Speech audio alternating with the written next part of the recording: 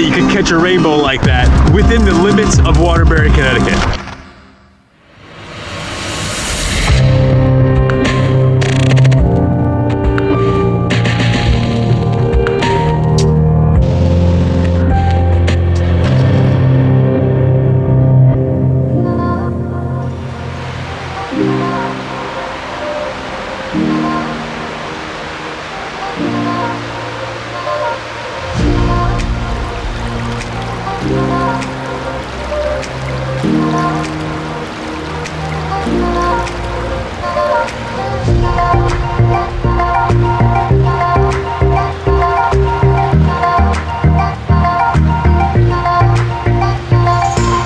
Welcome back, guys, and welcome to another episode of Connecticut Angler. You know, last summer I took you guys along with me on an urban section of the Naugatuck River for some smallmouth bass fly fishing to prove really two things.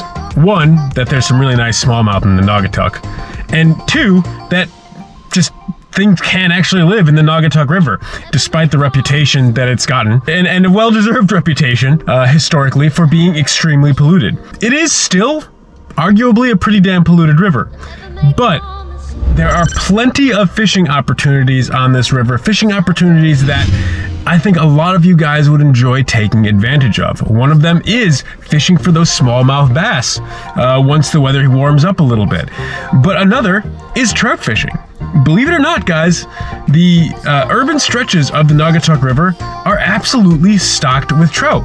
And at least through, I would say, late June, you can still very easily get into some of those trout on the urban stretches of this river. So I'm out here today on just one such a stretch of the Naugatuck. This is actually within the limits of Waterbury, Connecticut, one of Connecticut's largest cities. This particular section has a kind of like a nice green corridor down along the river. So it's not going to look urban. If all goes well, I'm going to be able to demonstrate to you that the trout fishing, even in these urban sections of the river, can be extremely fun and fruitful. So let's get geared up, get on the waders, get rigged up, and hit the water. Now, it's my experience on this section of this river that a particularly finesse approach doesn't really offer any benefit, at least this time of year. The water is running pretty damn fast. These fish have to make split-second decisions on what they're going to take. So in this particular case, I'm going to be running 3X tippet, which is probably quite a bit heavier than what you would expect. On most trout streams, I would be using 5X tippet in an application like this. I'm also going to be using a size 12 pheasant tail, which some people don't even bother carrying pheasant tails that big because they seem preposterously huge. But in this particular case, again, on this particular case, in this particular river, this particular time of year, the fish go for it just the same. So we're going to leverage a larger pheasant tail with a larger hook that can hold these fish even better.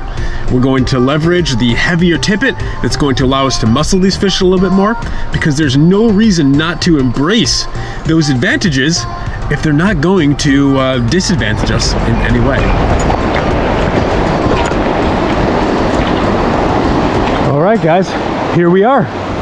And my customary first pool, whenever I step out on this stretch of the river, is the one right below this little cascade. So let's see if we can get a fish straight away over here.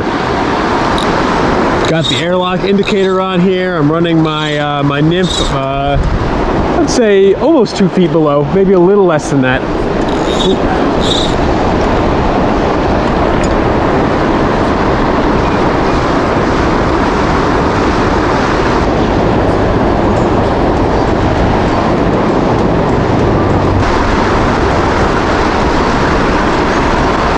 Alright guys, nothing in this pool.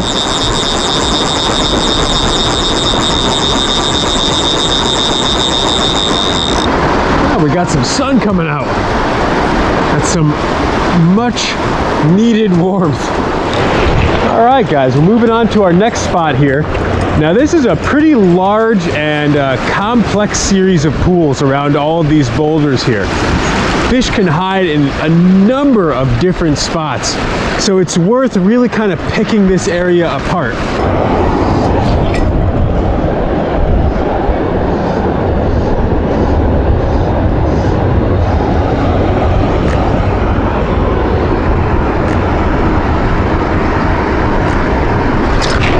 Ooh, it looked like we had a take there, but it may just have been hung up.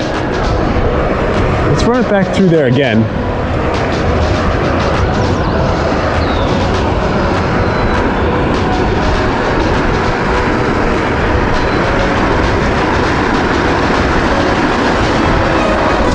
Got him. Got him. That was a fish. Oh boy, this guy's got some fight to him. Oh yeah. All right. Let's take him to the reel.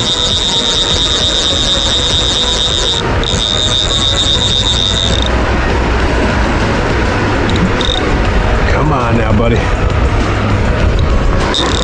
All right. All right. Got a rainbow here.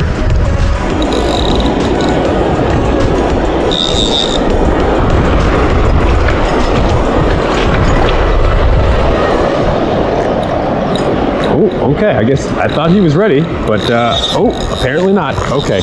Okay. Okay. Wow. Good Lord. Where did that rod come from, bud? All right, let's get him in. All right, nice rainbow, guys. That's a freaking chunker right there. Damn, look at that fish. Not bad. It's kind of like a borderline broodstock fish there, huh? He's even got himself a little bit of a hook jaw. Not too bad for an urban stretch of the Naugatuck, am I right? I mean, come on, guys, that's pretty damn cool. Be honest with me. How many of you would have thought there's no way you could catch a rainbow like that within the limits of Waterbury, Connecticut? I mean, come on, guys. That was a pretty nice freaking rainbow. That might have been the biggest rainbow I've gotten all year out of the what? Countless dozens of fish that you've seen me catch on this channel just this year. That may literally be the biggest in Waterbury, Connecticut. Just awesome, guys. Just awesome. And we're not even 10 minutes into me being on the water, and we've already gotten into a fish like that. How freaking cool is that? All right, guys, so that fish was holding right about here. So really sort of at the tail out of this big complex of pools, rather than kind of up in all these complicated networks of channels. You know, and that's precisely why, you know, I don't typically catch fish here at the tail out in this area. That was a little unusual, but that's precisely why I said this is really kind of a complicated area that needs to be picked apart. You need to give each little run, each little pocket, each section its due time, because it's really hard to say where the fish are going to be holding in here. It's going to change depending upon flows. It could change depending upon time of day, and even just based on the fish's individual temperament. Okay, guys, we're gonna get right back to it. Now, I find in my experience over the last several years of fishing this section of the river, this channel that comes down between these two rocks here tends to yield a fish more often than not. It's not every time, but it tends to be pretty reliable. So I am going to focus on that area a little bit. I would be very surprised if we don't get a fish from that section.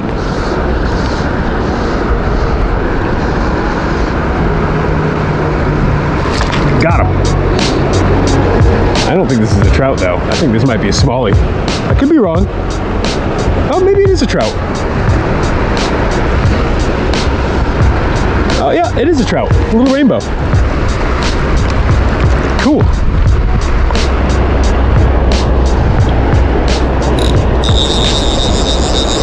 Yep, little rainbow.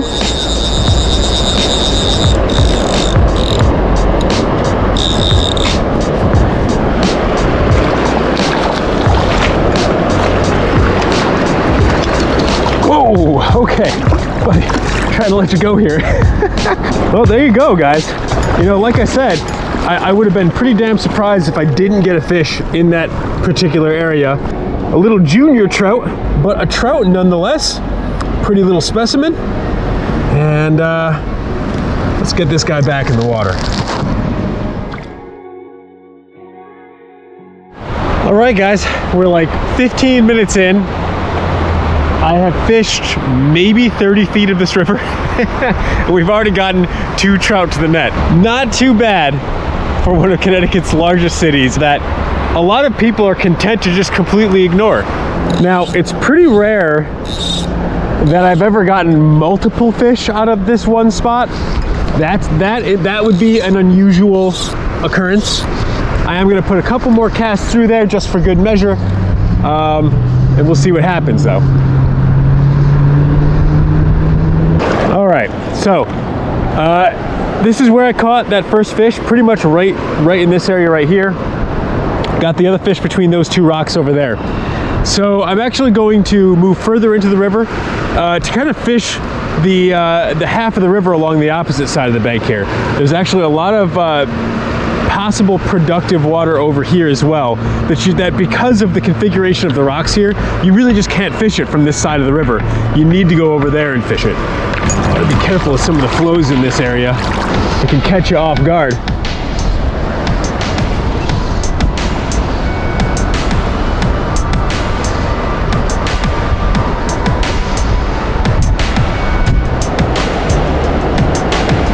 Got him.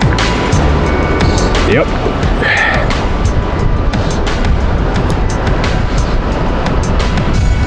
Another rainbow here. That drift was, I was having trouble throwing men's into that drift because of the wind. There we go. Rainbow number 3. Look at you guys, this freaking barbless hook.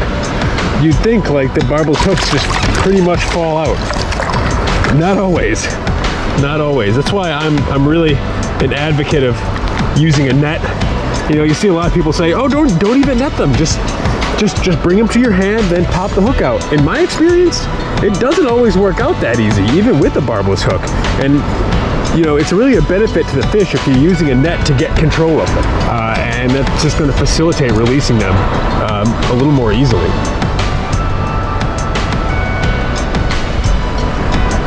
Got him. Whoa, that fish went nuts. Holy crap. Good Lord. Wow. You know, you imagine that all trout are pretty damn surprised when their food fights back. But every once in a while you get one that just absolutely is shocked that he's just been hooked.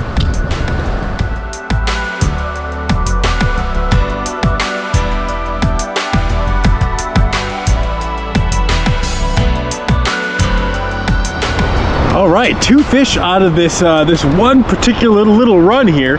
That's also, mind you, been 4 fish in just this sort of complex, this small complex of boulders here.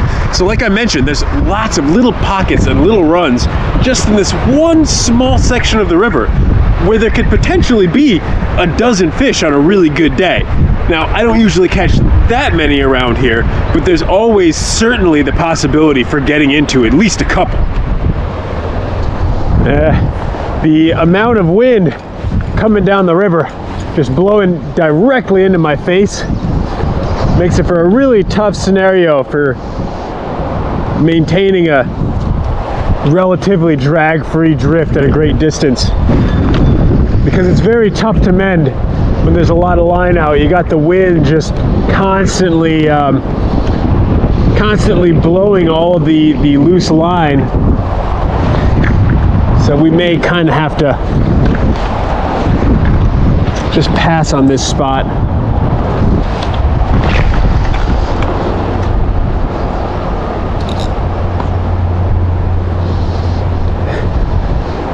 God, it is so hard to, oh, got one, yeah.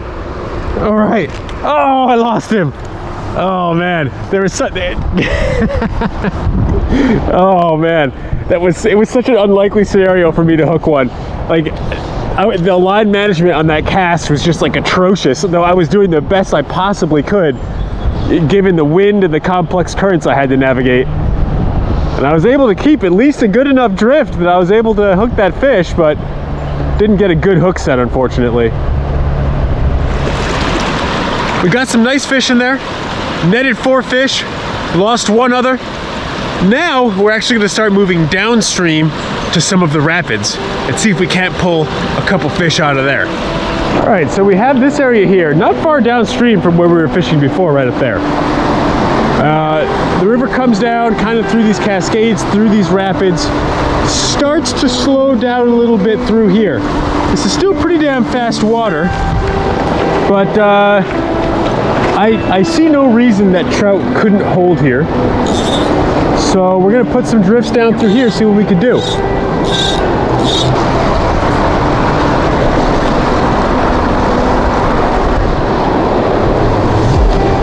Oh, we got one, guys.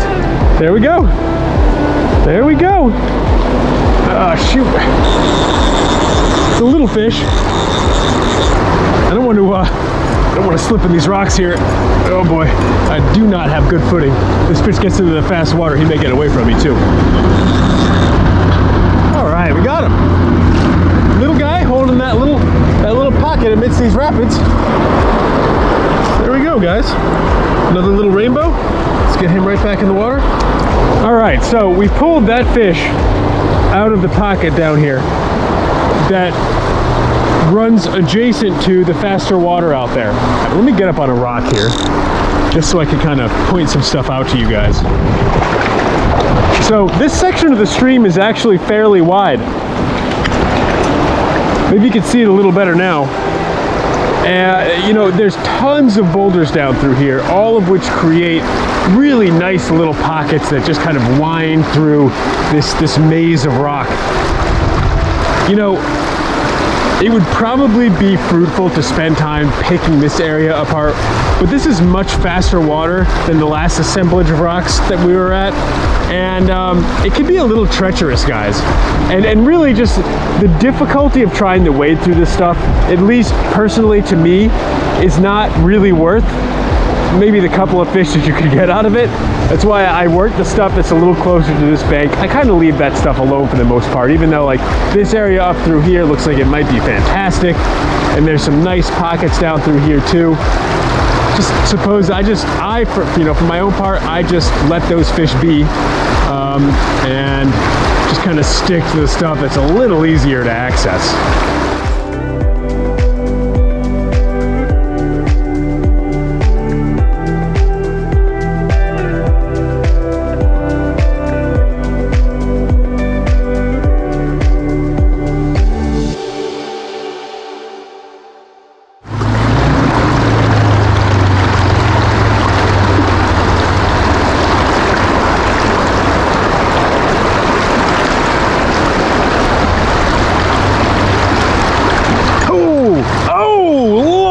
See that?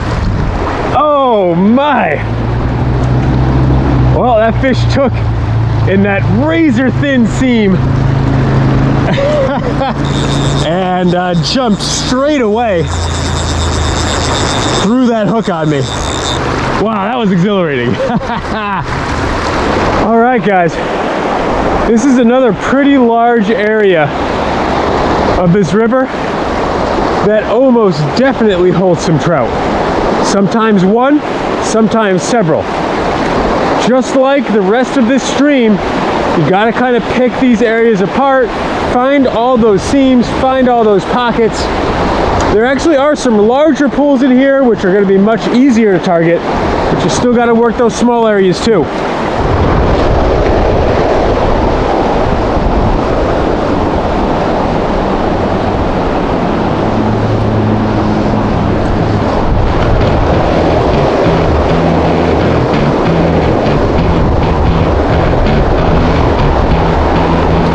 Got one. Yep. Oh, wow. This fish ran. Holy crap.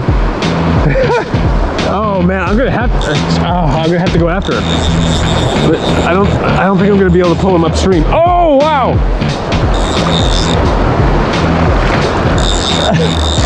Good Lord.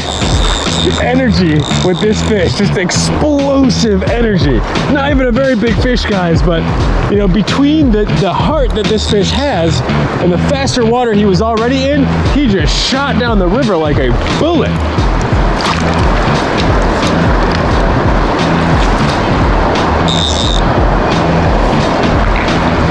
get him right on in here. All right, but we got him. Nice fish, nice fish. Let's let him go right back. You gotta love it when these rainbows go out of their way to make it exciting like that, am I right? That was awesome. This is the last spot that I plan to hit out here. This is a pretty deep, relatively slow pool right at the bottom of this block of rapids that I've been fishing this entire time.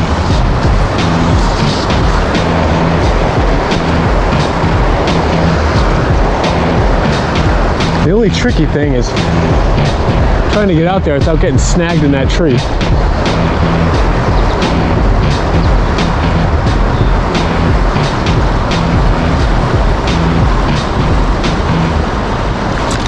Got him. I was literally about, oh, I lost him. I was literally about to say, that was just such a juicy drift. How is there not a fish on the end of my line? And that guy hit. Well guys, I think that just about wraps it up for this outing here on the Naugatuck River in Waterbury of all places. I mean, we got into some nice fish, really, really energetic fish. We got that one chunker early on.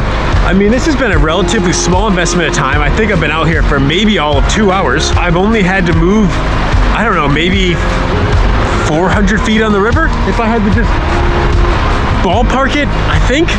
So, I mean, short section of stream, a ton of action. Guys, I've had numerous people ask me, both in the comments section, but also in private messages, where can I fish on the Naugatuck? Where can I fish around Waterbury? Guys, the Naugatuck is a really good fishery, whether we're talking about its stocked trout fishery in the central sections here, or whether we're talking about the fishery of wild smallmouth bass. The Naugatuck is an excellent, excellent place to get into some quality fish. Sometimes right in the midst of the city, guys. So don't think that just because this river, you know, has some issues with pollution, don't think that just because this river flows through a city that there's nothing here to fish for. There's great trout, there's great smallies. It's just a matter of getting out there, getting on the water, and giving it a shot, guys. Anyway, if you enjoyed this video, please do hit that thumbs up button. It helps the channel a lot. If you're enjoying what you're watching, consider subscribing so you see all my new videos, and also hit that notification bell. It'll alert you the moment I release a new video. But anyway, let me wrap it up right here. I will catch you guys next time. And until then, enjoy your time out in the water.